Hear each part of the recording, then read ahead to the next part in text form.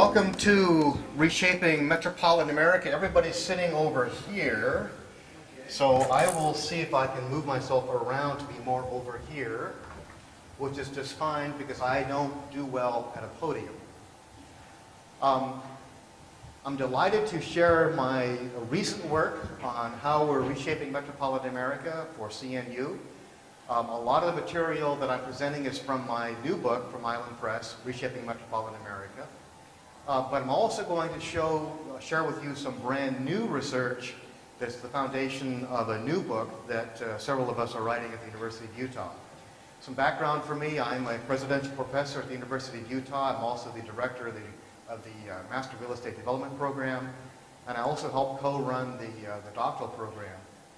Before Utah, I served for 6 years at Virginia Tech's Alexandria Center. Founded the planning program there and also was the co-director of the Metropolitan Institute.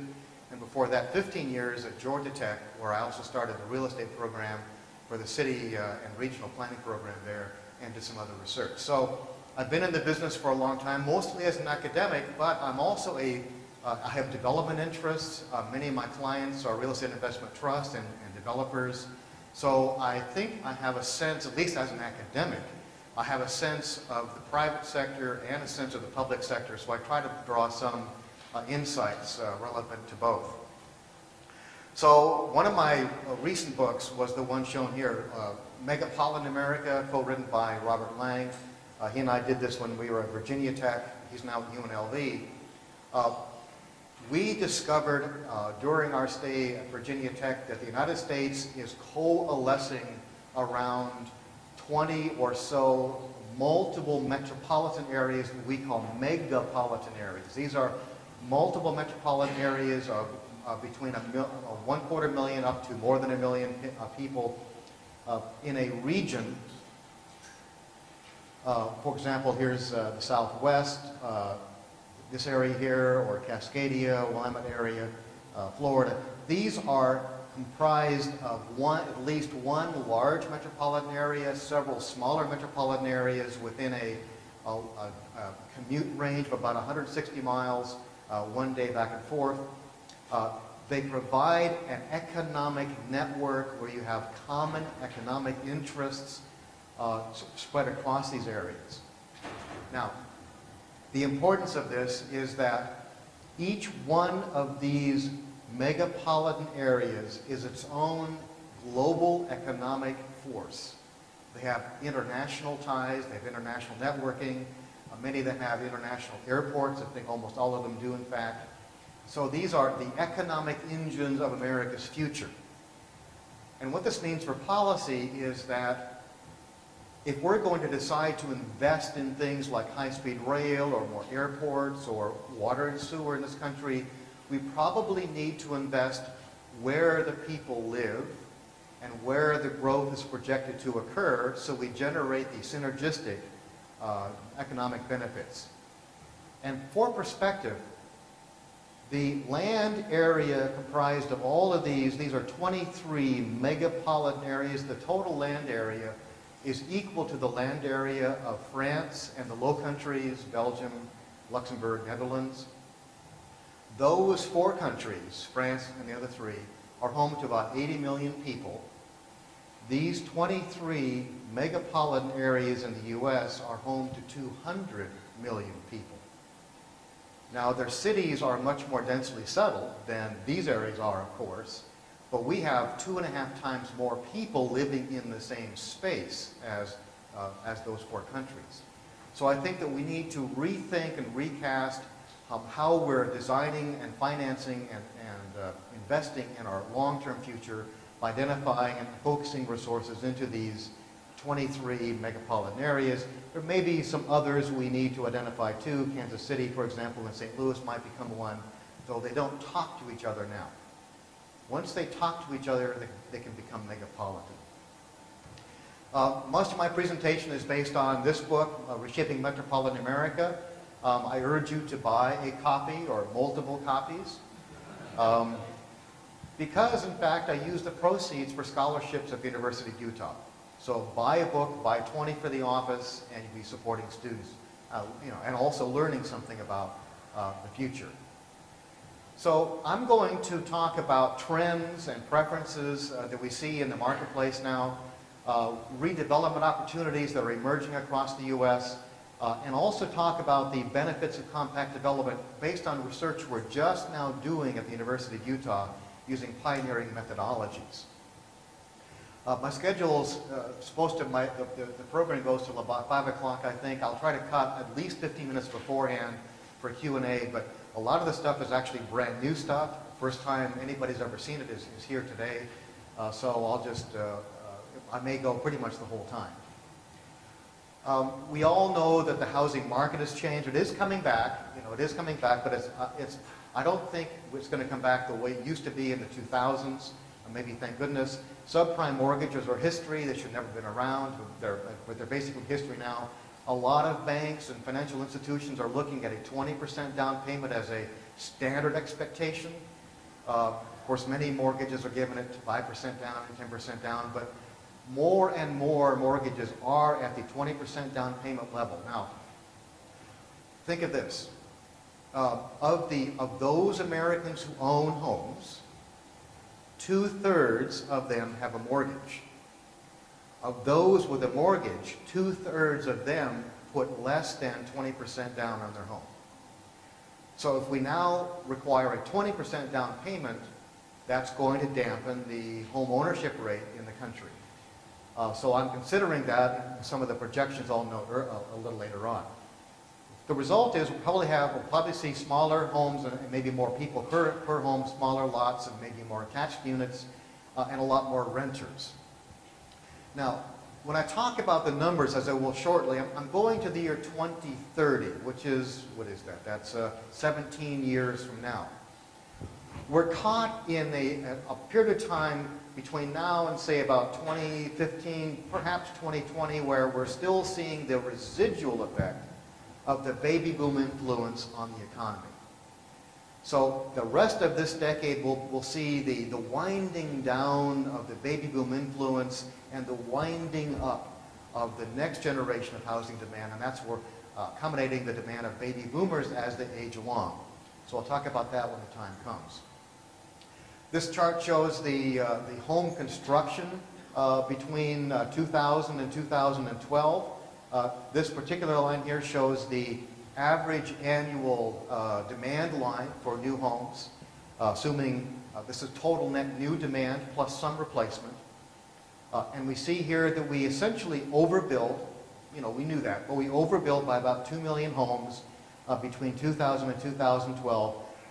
Building permits are coming back. The economy does work. It overshot the demand. Okay, so it stopped. Now it's coming back. But my sense is we still have another 1 or 2 years nationwide before the excess capacity is absorbed. But many metropolitan areas have already gone, they've already absorbed all their excess capacity. Same, the Salt Lake metropolitan area, Austin, and other metropolitan areas have now absorbed their excess supply. But many other metros are still hanging on to excess supply. One of the reasons why we overshot housing production is that we assumed in the year 2000, many of us in planning and development, that the average household size would continue to fall. So this chart shows the average household size between 1900 and 2010. We went from 4.6 persons per household in 1900 to 2.59, say 2.6 in the year 2000. All the demographers that I know projected the average household size would be down to about 2.52 by 2010. Now, when you have a growing population and declining household size, you have the 1-2 punch. You need more homes for the growing population, of course, but when your household size is also declining, you need yet even more homes to meet the demand. Well, household size leveled off, 2.58 in 2010. And it wasn't because of the economy. Household size stabilized at around 2.6 every year since 2002, including all of the boom years of the housing market. When people were giving homes away, we're still seeing household size stabilize at 2.6, 2.61, 2.59. The point is that I think we've seen a stabilization of household size for the foreseeable future. It'll go up or down a little bit, but it won't be like it has been in the past. That means that for housing projections, we basically should look at net population change and divide by a single number to come up with an overall estimate of housing demand, assuming no reduction in household size. One of the key factors in stabilizing household size is the rise of the multi-generational household, defined, for my terms, as the way the Pew Trust defined, and that's 2 or more households in the same housing unit of different generations, excluding kids. So this would be the mother, father, and the college kid coming home with no job. That would be 2 generations. Or the mother, father, and one of the grandparents, both grandparents, that's 2 generations. Or maybe all 3 of those generations. So it's 2 or more generations living in the same housing unit. So in 1900, roughly a quarter of American households were living in these multi-generational households. Stayed about the same, peaked up a little bit during the Great Recession, Great Depression in 1940, then fell substantially down to about 12% in 1980, and has been rising ever since, in part due to immigration, but in part due to other factors. The households bringing in their children from college or moving in with their parents, or parents living in with them. That began in 1980, has been going up ever since. I project that by the year 2040 will be over 20% of our households in multi-generational configurations. This will also dampen the effect of declining household size, resulting in stabilized household size. We may actually see an increase in household size if this trend actually pans out, which means a reduction in demand for new homes in the future. These are things we have to pay attention to. Now, as we change our housing demand features, we will see more and more same family households formed, and also more and more different family households formed. So much so that we're going to see, we already do see this, multiple households occupying the same housing unit. So somebody asked me a couple of years ago, what do we do with all these McMansions, especially in the suburbs and exurbs, for which there may not be sufficient demand to buy and sell? Well, maybe some of these McMansions, this is 5,000 square feet, could be turned into 3 or so family units. Because when you think about it, a McMansion is a pre-built multi-family housing unit. It's got more bathrooms than bedrooms, typically. It's got, I grew up in a household that had 5 people in it, mother, father, 3 kids. We had 1 bathroom. Well, this McMansion has, I can't even count them, 6 or 7 bathrooms. But more to the point, we could put a household here, maybe grandma, grandpa in some living quarters, the son or daughter coming back from school would take over the library. Upstairs we have the mother, father with a couple other bedrooms. This bedroom, the nursery here, is larger than the master bedroom suite in my first home. And the basement can be turned into, convert the exercise room to a master bedroom. We have a Jack and Jill opportunity here. So we can get 15 people in this reconfigured McMansion with adding maybe just a kitchen down here. Or maybe not, because a lot of McMansions already have a second kitchen, right? So we can get 15 or more people in this 5,000 square foot home, and by the way, they would have more square feet per person than existed per person in 1970. So I think that we'll see a rise of the demand for multifamily use in McMansions around the country. Not everywhere, not all units, but a trend nonetheless. So let's look at some of the trends. This chart shows the population change for the U.S. as a whole between 2010 and 2030. I do these analyses around the country for specific metropolitan areas. I'll be in Twin Cities next week doing a tailored one for Twin Cities. But look at the very interesting changes in population here. Of course, we'll grow by about 65 million people between 2010 and 2030, 21%. The minority population will add about 56 million people. Now, by 2043, the census tells us that the U.S. will be mostly minority populations, which to me is a non sequitur, because if the minority is the majority, I can't get my arm around that. So I call the future Americans the new majority Americans. So the new majority will be 86% of the growth of the U.S. between 2010 and 2030. 86%. And between 2010 and 2040, it's over 90%. The aging population, to the baby boomers, of course, they will be 50% of the share of growth in the population. So when you're looking ahead for future housing demand, this is where the market is shifting towards, away from the young families, baby boom families, more toward the empty nester downsizing population. And I'll touch more on that in a couple of minutes. Okay, so with all these changes taking place, we're also seeing a change in the composition of households with respect to children. Between 2010 and 2030, only 13% of the net change in households will have children in them. 87% of the net change in households will not have children in them.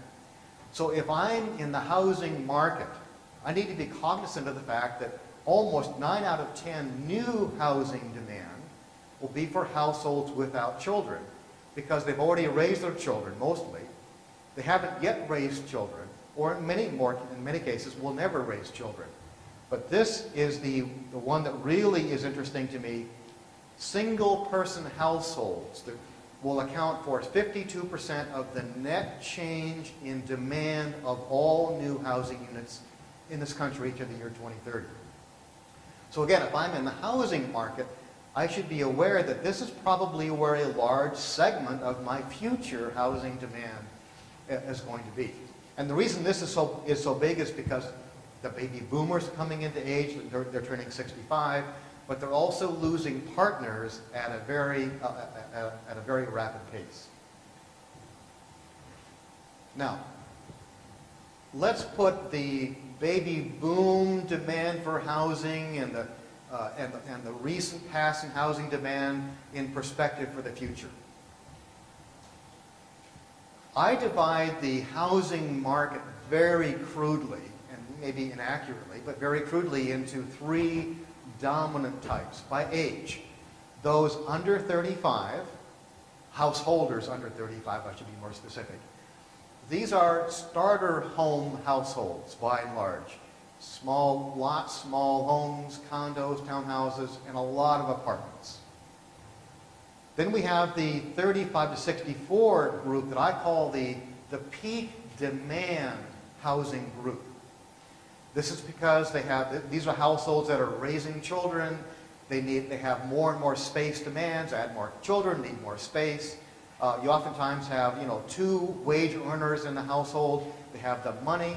It's what I would call the perfect crime. So crime has a motive, growing family. The means, meaning income, and the opportunity, meaning developers and communities willing and able to supply that demand with housing to meeting their needs. So, and then we have the empty nesting downsizing, 65 and above. Between 1990 and 2010, 77% of the net change, 77% of the net new demand for housing was to serve boomers when they hit their peak housing demand part of their life. 77%. Actually, technically, it was 84% because this group lost a share, but I didn't want to confuse people. Now, fast forward to 2010, 2030, the starter home market will inch up from 0, actually negative, to 10% share of all net new demand. The peak housing demand group will fall from 77% to 16%. And the 65 and over will be 74% of the net new demand for housing. Now, a lot of people say, well, a lot of the baby boomers who bought their homes here in the last 20 years will stay in their home for a long time, aging in place. How romantic. I'll talk about how we debunk that in a couple of minutes. But look at the change. Yes, we will see a net increase in demand for homes satisfying the need for households in their peak housing demand period of life, but it's going to be one-fifth of the rate that we saw in the previous 20 years.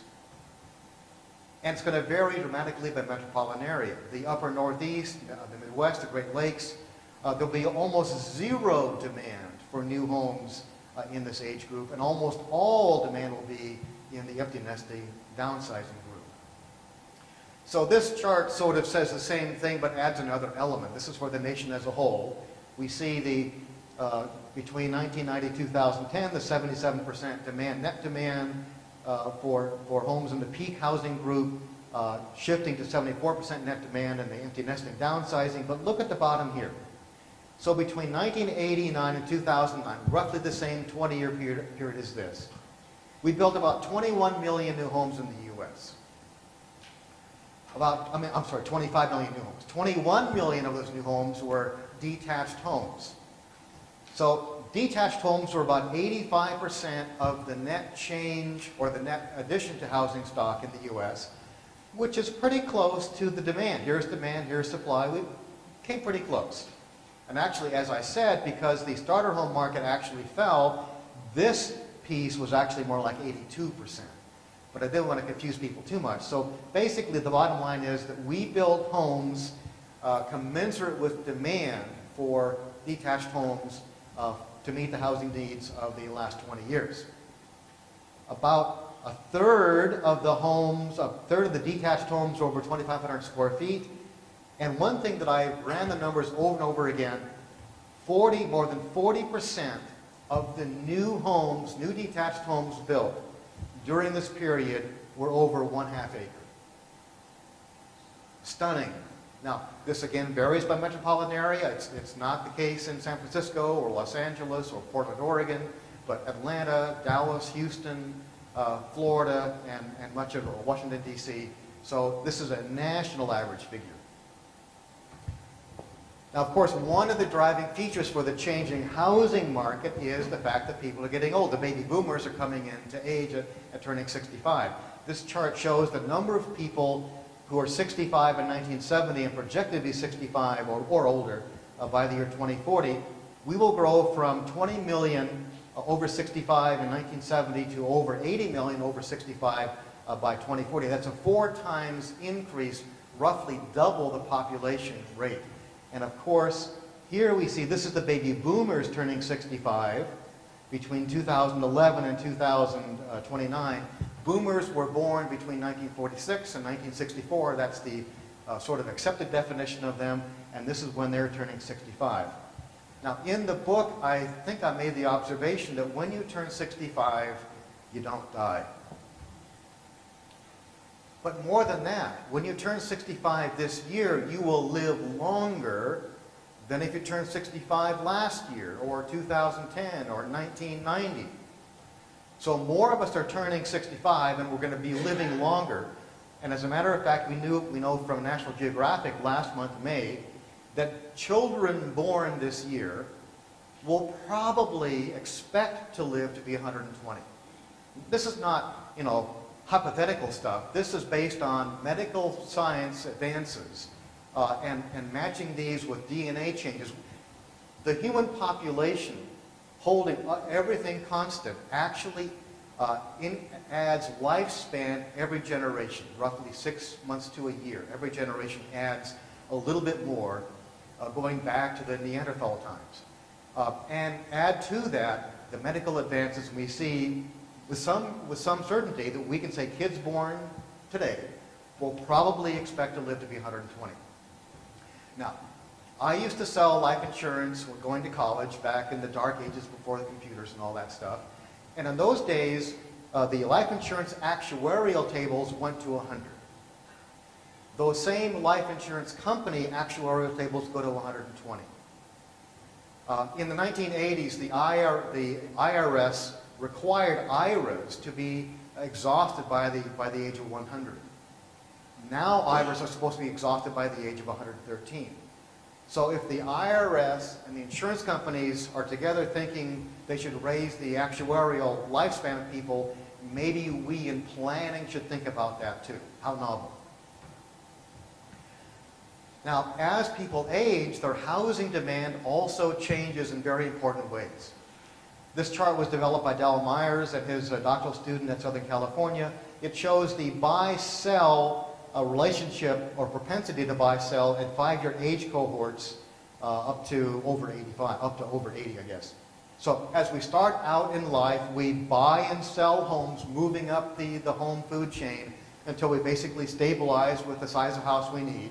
And our propensity to buy slackens off, our propensity to sell slackens off also until our late 60s, maybe 70. Suddenly, our propensity to sell eclipses by a long way our propensity to buy. So something happens right in here. And we need to be cognizant of that because this will begin to hit us at the end of this decade and take us through to the middle of the 2030s, if not beyond. So this chart shows the share of the households who own their homes by age category, who sell their homes annually, and the share also then who become renters of those who sell. A lot of stuff going on here. So if we take all households over 70, this is from the American Housing Survey, we know that 4% of all households over 70 who own their homes sell their homes, 4% annually. Not a big number, but over 20 years that does become a pretty big number, 90 or 80%. Of those who sell, more than half become renters.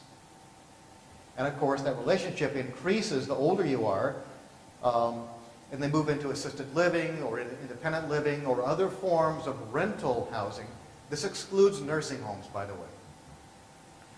So I call this the great senior sell-off because the baby boomers will begin turning 70 in the year 2016, and they'll continue turning 70 until the mid-2030s. And they're going to be unloading their homes, roughly in this proportion. So I estimate that during the 2020s, there will be 4 million more homes attempted to be sold by seniors than the market is willing to absorb. This is because the market is also changing, and I'll talk about that in a few minutes. So this chart, also developed by Dal Myers of Southern California, shows by state the graphic representation of the great senior sell-off. By the way, the great senior sell-off is my term, and it got picked up by American Cities, so that's my term, but it's Dal Myers' numbers, so I have to give him the mathematical credit for this. Anyway, this particular line here is the zero line. Below that is sell, above that is buy. If you are living in a state, this is at 2020, by the way. I live in Utah now, so in Utah there will be more buyers of homes than sellers in 2020. Thank goodness, that's good for my market value. California, however, will see more sellers of homes than buyers of homes in 2020. That's not good for home values. And Dal Myers did this chart for all the states. Now these two are Arizona and Nevada. Maybe they're cut in half, but we still get the picture. Look at the large swaths of the U.S., large parts of the South, large parts of the Midwest and Northeast. Those states are in foreseeing a period of time where there will be more sellers of homes than buyers of homes, principally because the homes are in locations that the new market doesn't want. Ex-urban, suburban fringe, and also the products they don't want, large homes, large lots, and so forth. Another factor is energy prices, especially gasoline prices. This chart shows the weekly U.S. gasoline prices in nominal dollars from 2002 to 2012. We had a dip here called the Great Recession. This chart indicates or shows a 10% per year average annual increase in gasoline prices compounded. 10% per year compounded. Now, there's a dip here, but the trend line is still 10% per year compounded increase. Incomes during this period of time went up 3% per year compounded. See the difference? And this line here is a 70% R-square line, which is a pretty good fit. So if we take this trend, we could be seeing $8 per gallon gasoline by 2020 and $15 per gallon gasoline by 2030. Now, a lot of people talk about peak oil and everything else. I actually don't believe there's peak oil. There's different oil, there's different fossil fuels, but different kinds of fossil fuels will require a lot higher grade of technology and refining, and so the overall price will probably continue to rise because of that. The exception happens to be fracking. It turns out fracking is very low cost to generate, though there are some costs in terms of refining. But oil companies are not dumb. We will become, in the US and Canada, net exporters of fossil fuels, mostly oil, by the middle 2020s. That does not mean that our gasoline prices will fall. All it means is that world demand for our oil will be increasing, and we'll do the smart thing. We'll ship our oil overseas, have a nice balance of payments, offset everything else. Economically we'll be better, but we probably won't see a reduction in gasoline prices. So I think we should expect to see gasoline prices increase. In fact, in working with developers and real estate investment trusts over the past few years, we've now collectively seen, for the first time in our collective memories, where prospective home buyers are internalizing the expectation of ever-increasing gasoline prices with respect to income. The result, they're hedging their bets. They're not going to buy so far away. They still want suburban products, but they won't buy in far, far suburbia. Maybe they'll settle for a smaller home, or maybe a smaller lot, or maybe the same larger home on a smaller lot. They're going to do some hedging to protect themselves against the gasoline price uncertainties. So this is the home ownership rate between 1965 and the year 2012. Fairly consistent home ownership rates, kind of between the late 60s to the 80s. The dramatic increase in home ownership rates is associated with the baby boomers earning money and wanting and choosing to live in the very kinds of suburbs where they themselves were raised. Live where you used to live in. And so we see a peak of home ownership in 2004 at 69% and dropping off since. I'll talk about that in a couple of seconds. But here I have one theory as to why, among many theories, as to why home ownership rates peak and then began falling off. It's called my cat. In 2005, our cat, Valentine Nelson, and we were living in Alexandria, Virginia at the time, got a note in the mail from a bank telling her, our cat, Valentine Nelson, that she was pre-approved for a $500,000 mortgage at better terms than we had on our mortgage. And all she had to do was sign the form, send it in, and get a voucher back that she could use to shop for a home pre-approved mortgage. Well, she didn't put her paw print on it, we didn't send the thing back, and the housing market collapsed.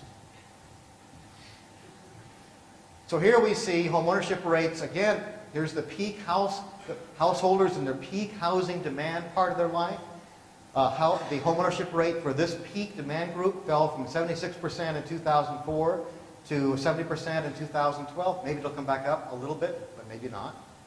Here's the starter home household group from 43% down to 37%. I've got a similar one for the empty nesters, downsizers. I didn't put it up here.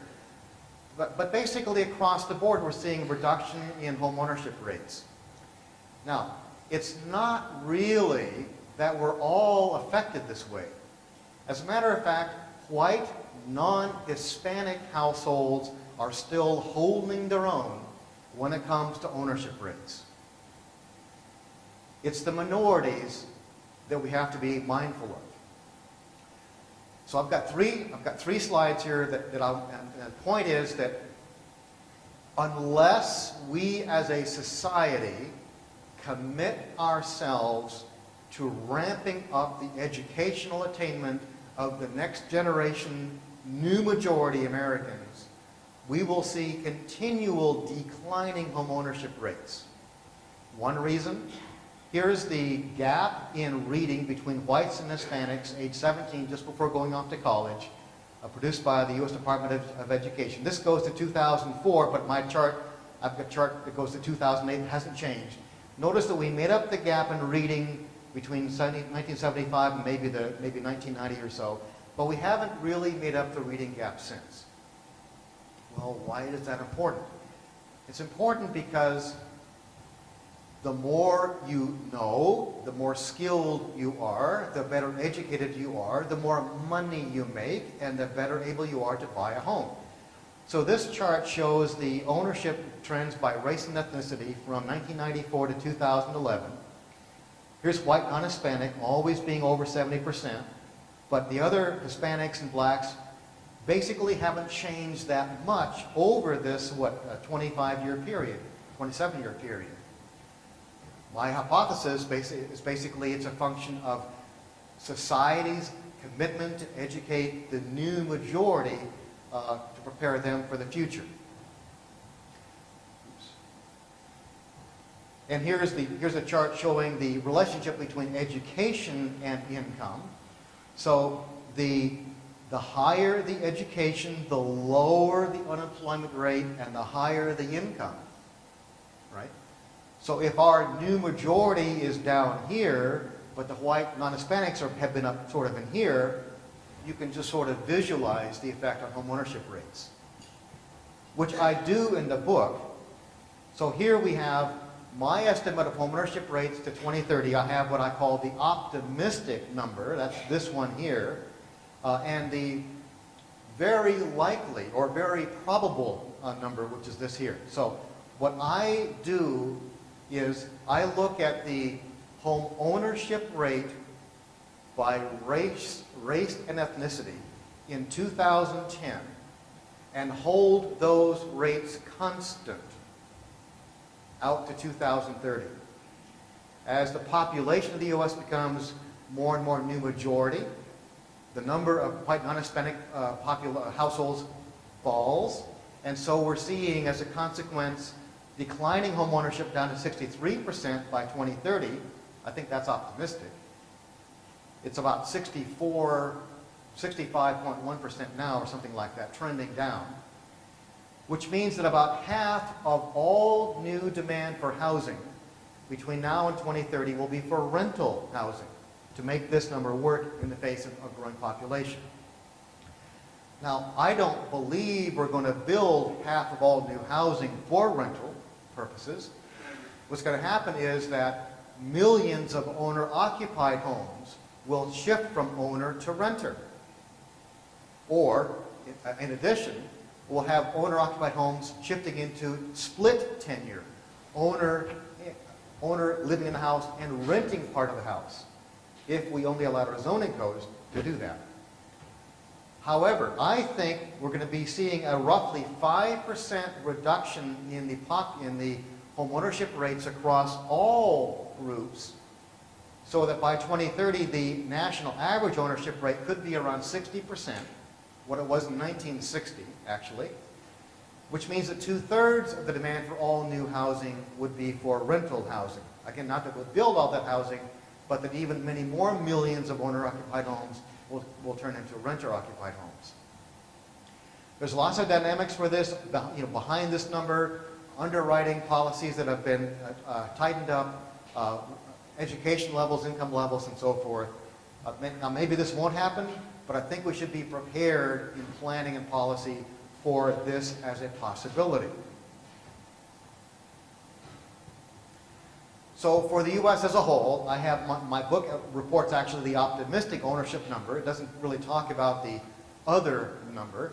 So about half of all new demand for housing between now and 2030 would be for rental housing.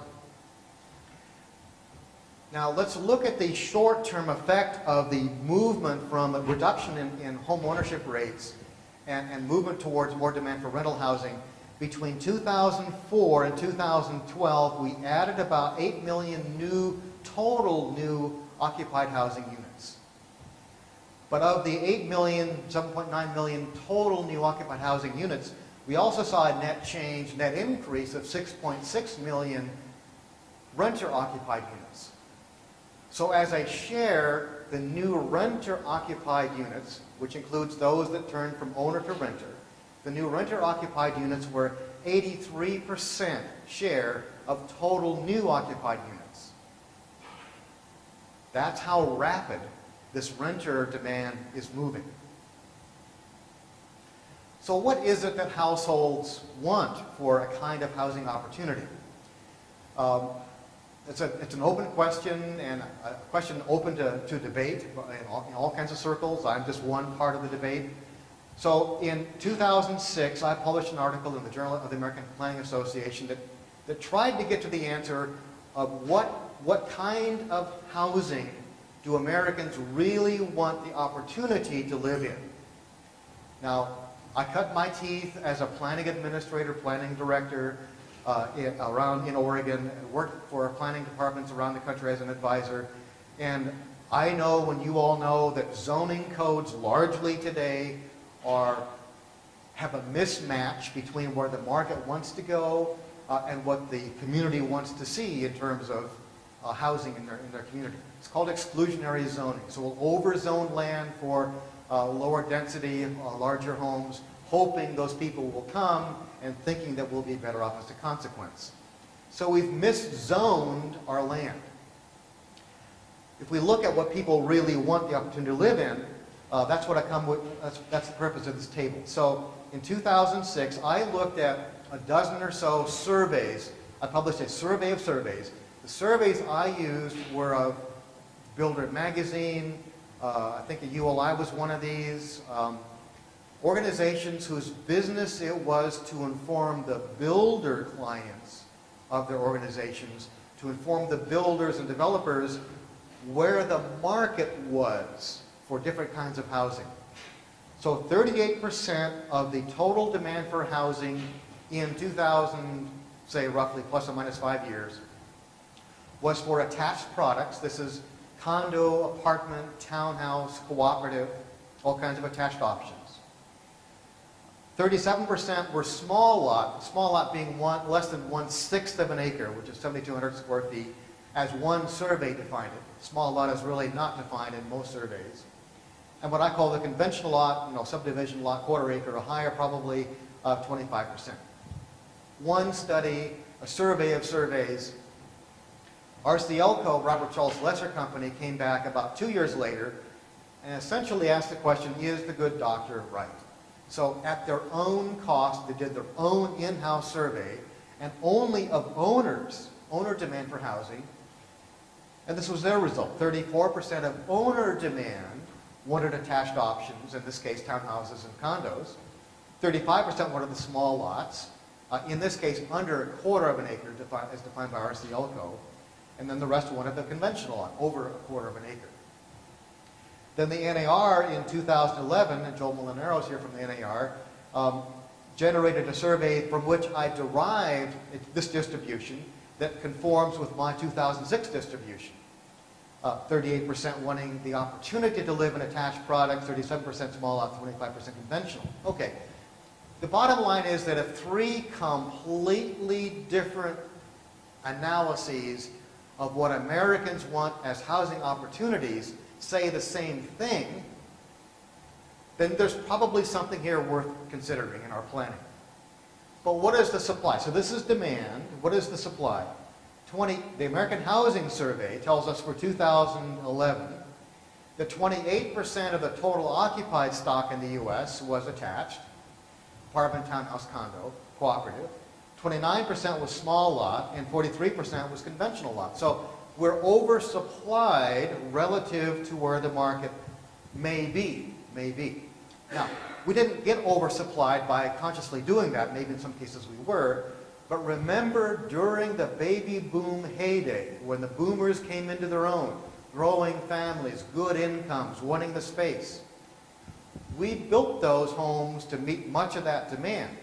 But that demand was for that particular point in time, which is probably historically anomalous. Going forward, it's going to be more in this area of demand. So one thing the NAR survey allowed me to do is decompose the demand by type, attached, small lot, conventional, by age. So we see here among the, when you are, let's take the attached demand, condo, townhouse, apartment. The demand for attached products goes down as we age. We get income, we have housing needs. Then begins to go up in this fashion.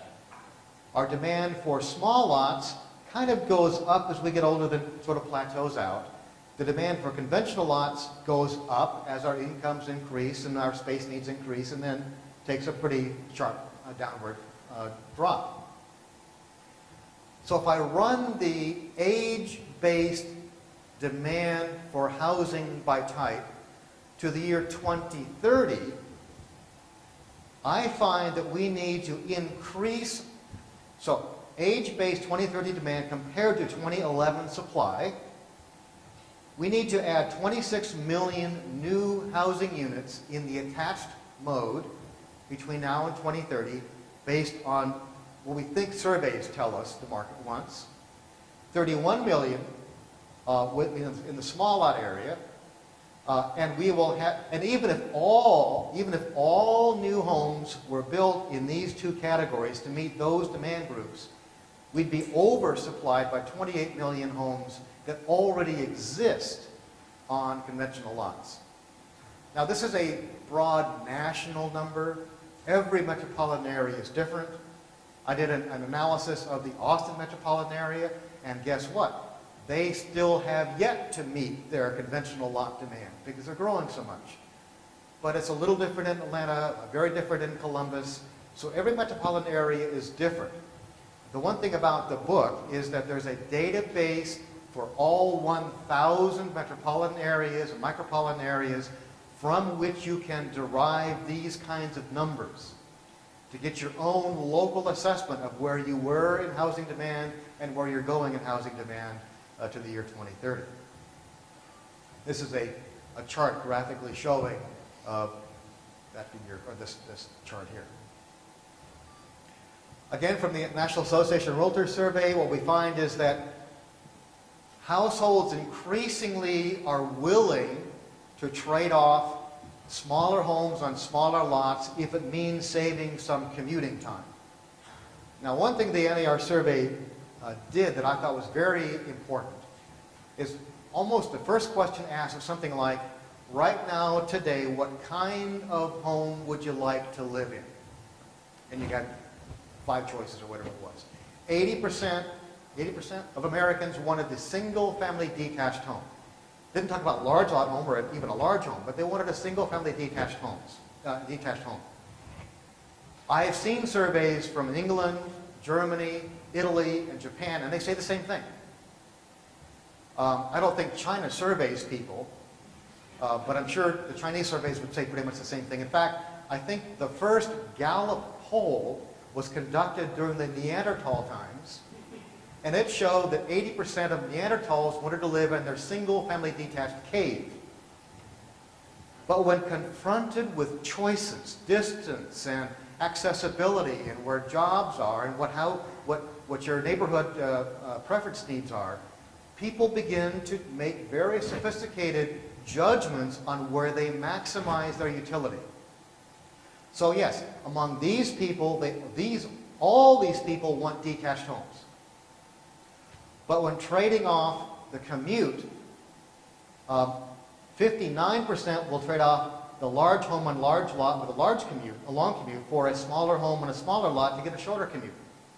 Still detached, but now we see a shifting in preference based on the commute decision. Now, 15 years ago, when I was in this business, these numbers were basically reversed. We know from RCLCO and other studies that about a third of Gen Y and millennials are willing to pay more for homes that are in walkable communities.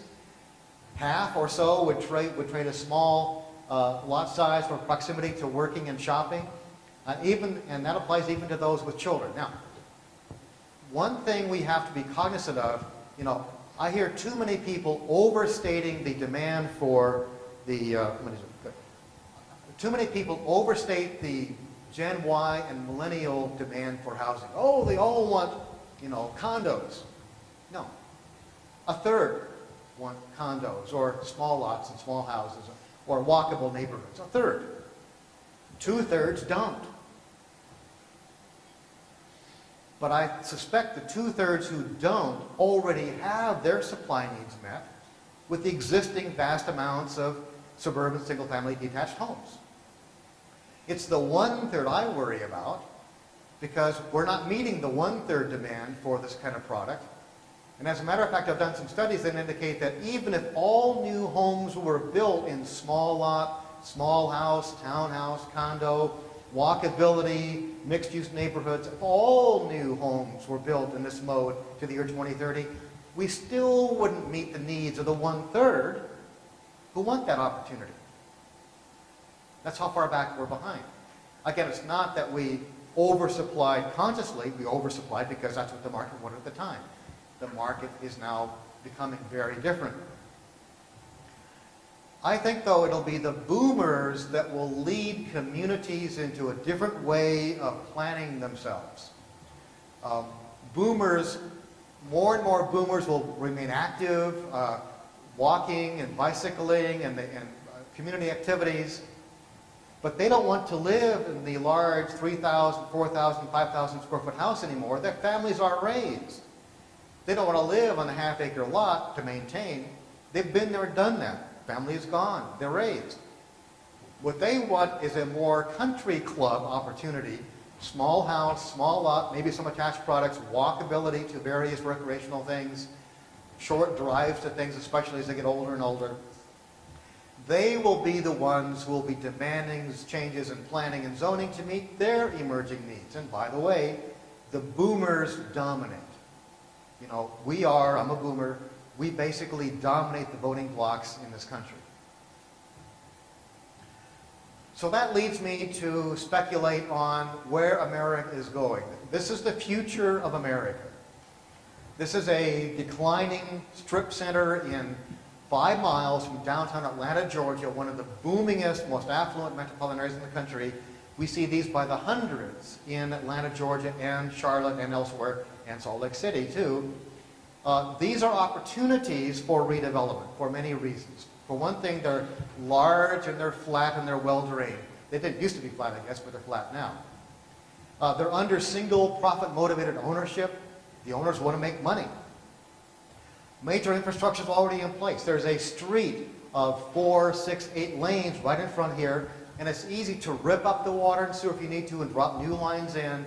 Right-of-way is already there, and you can retrofit the street put in some streetcar or bus rapid transit or maybe even light rail. These corridors are transit ready and waiting for us to act. They're also committed to other than residential land uses. So what that means is that these people behind here, there's a residential neighborhood behind here, and these neighbors are not too pleased with this dead or dying strip center. They can become partners in the redevelopment of this eyesore, so everybody gains value and we see positive change in the economy. And these people, when properly engaged, really engaged, move from NIMBYs, not in my backyard, to YIMBYs, yes, in my backyard. I think Rick's had some experience with this, right? Rick Bernhardt from Nashville.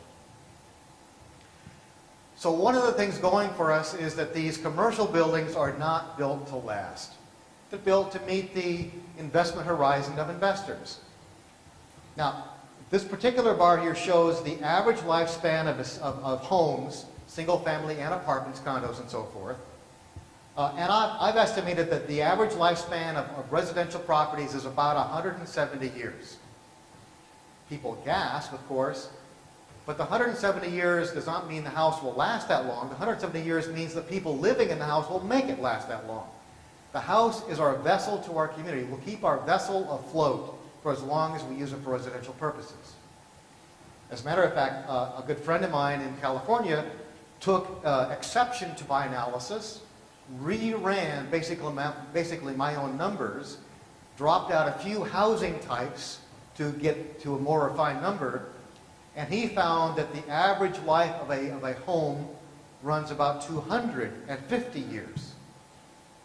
So I'm a little conservative here. But not to be outdone, a person in Cambridge, Massachusetts, who will go nameless, working with a fairly prominent university out there, which one I won't tell you, ran his numbers, and he said the average life of a home will be 500 years. So I think I'm being fairly aggressive with my 170-year lifespan here. But the story is down here. The average life of a typical non-residential structure is about 40 to 50 years. Of course, the high-rise towers are different, but so are the low-rise, cheaply built retail structures. What that means is that our opportunity for recasting, redeveloping these spaces is immense, immense. This chart shows the lifespan of a 50-year life building built, maybe opening its doors this year, today. Today, 80% of the building value is in the structure, 20% is in the land, back and forth depending on where you are in the country, 80-20. The building depreciates 2% per year, straight line, according to IRS rules, but the land increases by function of metropolitan population growth. So if we're in the metro Salt Lake City area here, we're growing at 2% per year compounded. So land value goes from here to here as a share over annually. So roughly at about the 33rd or so year, this building has less value than the land. The building owner says about here, I better be thinking about doing something else because I don't want to own property where the land is worth more than the building. I'm losing economic value. So between this period and this period, the building is redone, torn down, replaced, whatever it is. So at the University of Utah, we've come up with a routine, a mathematical routine that allows us to take every single non-residential parcel and estimate within 5-year bands when each parcel can become an opportunity for redevelopment out to 2040 in this case. The darker the color, the more immediate the opportunity. But for planning purposes, gee, maybe we could get the planners in this community to get together and say, let's meet with the property owners here and the neighbors here and say, okay, in about 2020, we need to redevelop this area for a higher and better use, higher and better value, higher and better property taxes, more jobs, all the nice things. So let's begin thinking today about what the future should be for this corridor here, or this corridor here, or you name the corridor. So we're hoping that our analytic approach can allow planners to work with property owners and neighborhoods to come up sooner than later with redevelopment plans that can then be implemented fairly quickly. Because I'm running out of time and I got one more thing to show you, I've estimated that between 2010 and 2030, 91 billion square feet of the 83 billion square feet of space that existed will become ripe for redevelopment. Why is the number higher than the existing supply? Because some buildings will come down, will be built once and then come down yet again between now and 2030.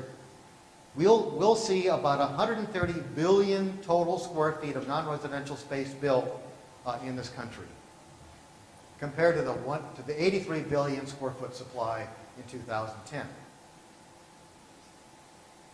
Now, moving on, I'm going to skip over this.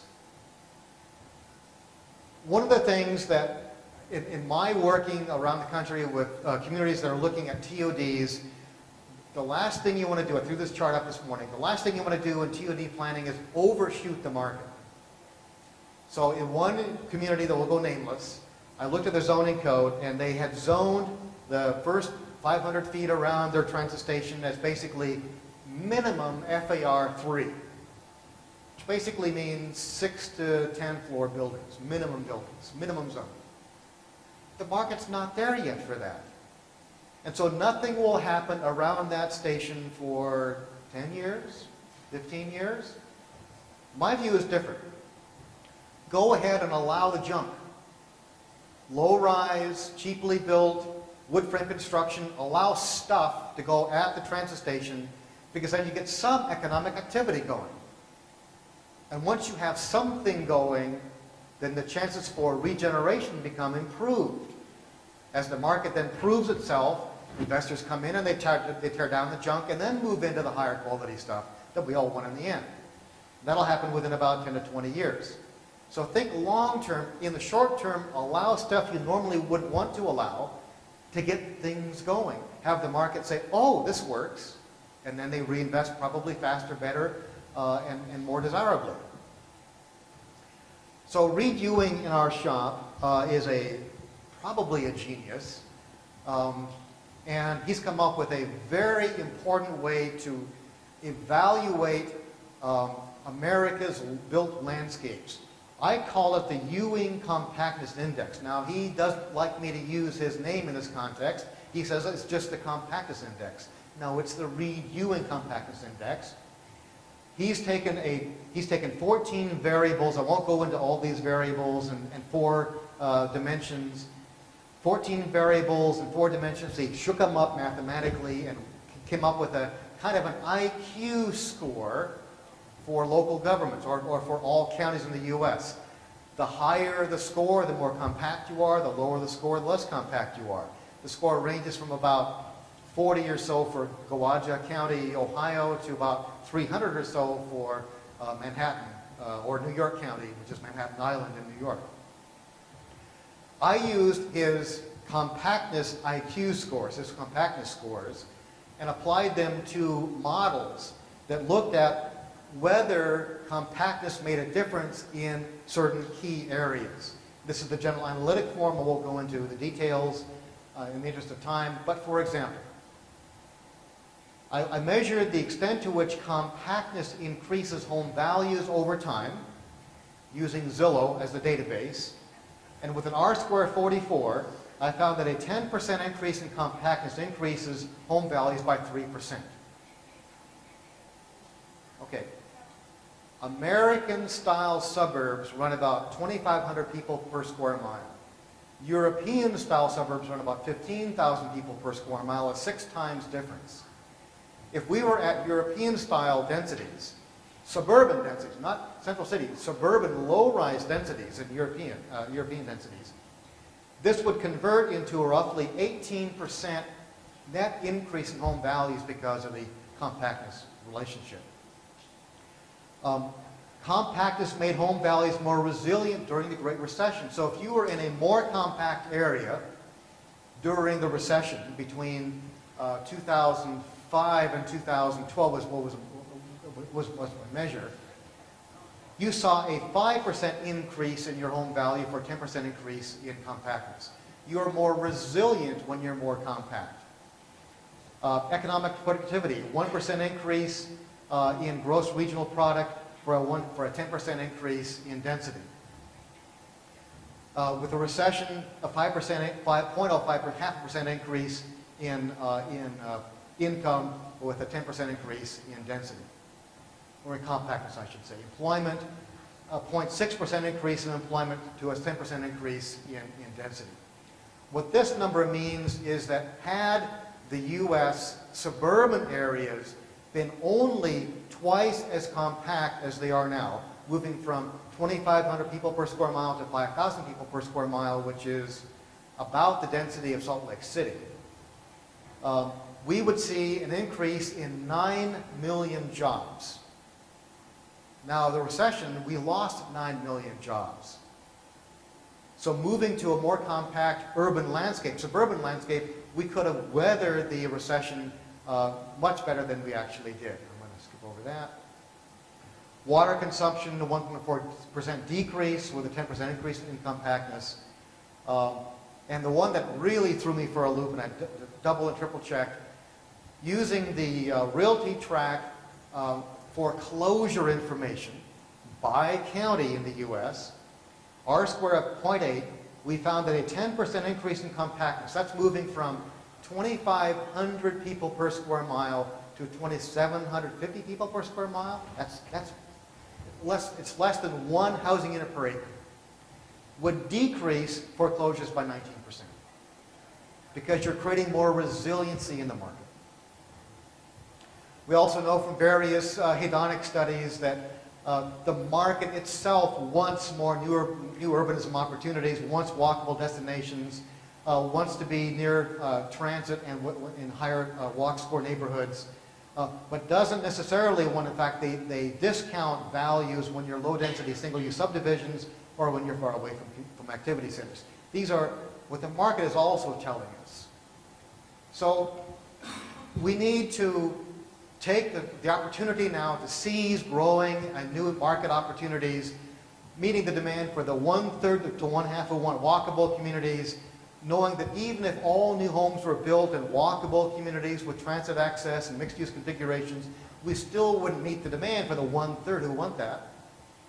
And we can redevelop our commercial corridors and connect them to BRT, streetcar, and other forms of transit. And I'm wondering, actually, if the market itself isn't changing faster than we are. So let's not waste the opportunity we have right now. We have a 20-year or more excess supply of single-family homes in large lots. Let's begin working that through. We're going to be seeing 5 years of record redevelopment in our urban areas as the economy comes back. That's the part of another book I'm putting together. But the bottom line is, we could actually put all new development in the U.S., not everywhere, but most of the U.S., on existing parking lots and still have less than European-style suburban densities. Thank you very much.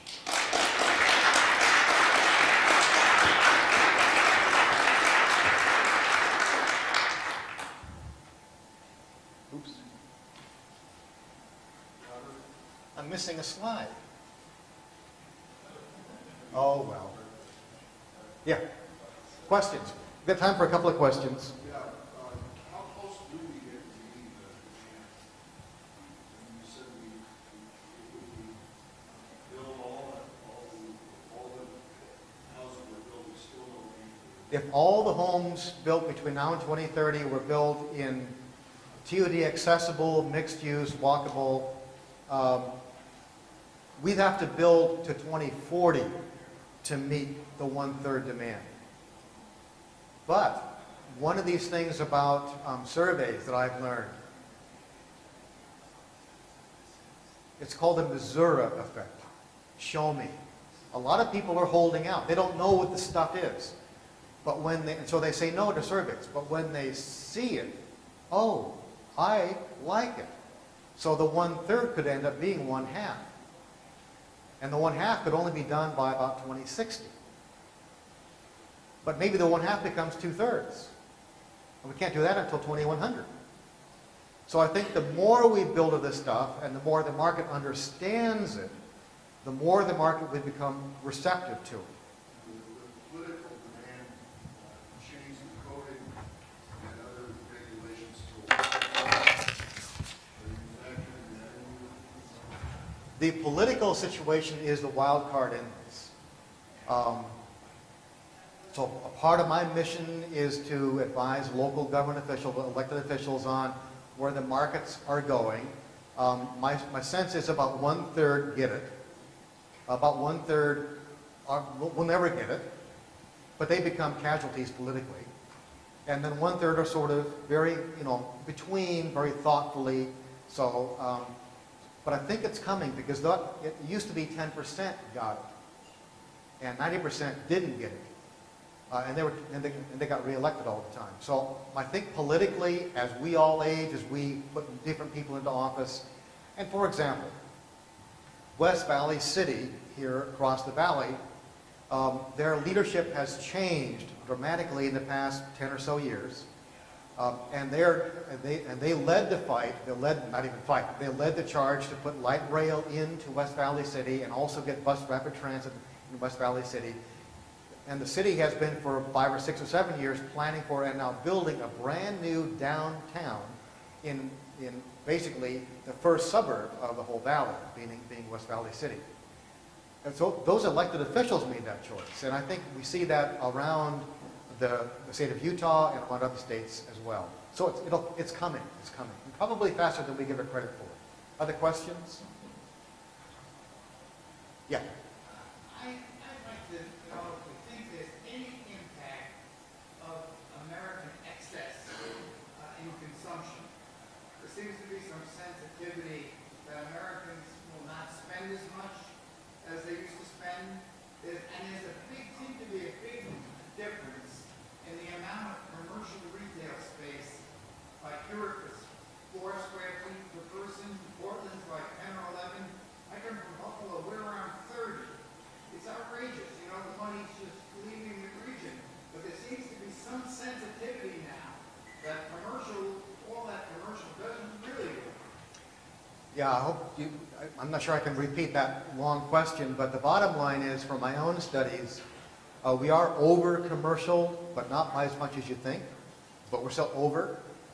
People are spending less, but that's changing.